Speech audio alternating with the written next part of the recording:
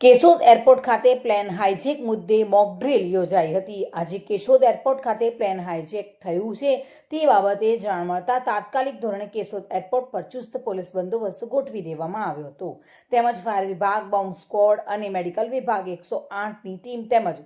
Collector અને સુરક્ષા વિભાગ દોડી આવતા પ્લેન હાઇજેક કરવામાં આવ્યું હોય તેવી માહિતી મળતા તાત્કાલિક ધોરણે પહોંચીને કાર્યવાહી હાથ ધરવામાં આવી હતી। જેમાં કેશોદ ડીવાયએસપી તરફથી એવું જણાવ્યું હતું કે હાલના સમયે દિલ્હી બોમ્બ બ્લાસ્ટ જેવા ઘણા જ મુદ્દાઓને લઈને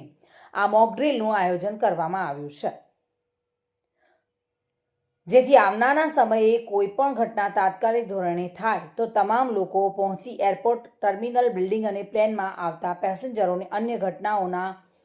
ન બને તેવા મુદ્દાઓ પર એક મોક ડ્રીલનું આયોજન કરવામાં આવ્યું હતું। હાલમાં પરિસ્થિતિ દેશની હમણાં જે દિલ્હીમાં બ્લાસ્ટ થયો છે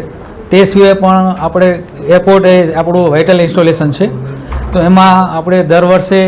એક મોક ડ્રીલ કરતા હોઈએ છીએ। ક્યારેક પ્લેન હાઇજેક થાય અથવા કોઈ ટર્મિનલ બિલ્ડિંગ પર બોમ્બ, એની તમે ઘણી વખત ફેક કોલ પણ આવતા હોય છે અને ખરેખર સત્ય પણ થતું હોય છે। તો એના અનુસંધાનમાં એક એરપોર્ટના જે તમામ સ્ટેક હોલ્ડર છે, જો કે એરપોર્ટ ઓથોરિટી છે, પોલીસ છે, બીડીએસ ટીમ છે, ફાયર ટીમ છે, એમ્બ્યુલન્સ છે,